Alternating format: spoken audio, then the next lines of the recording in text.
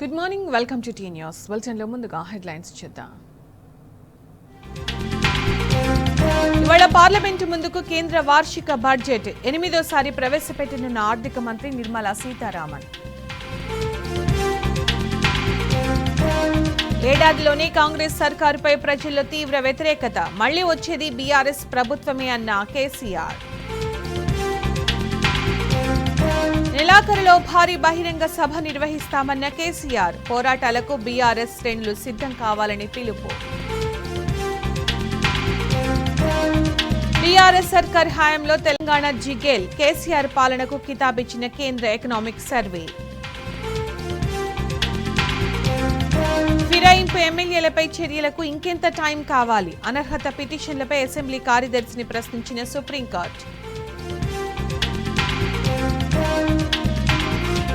All time హైకి పుత్తడి ధరలు, నెలలో 5,000 జంప్, తొలిసారి 85,000 దాటిన తులం బంగారం.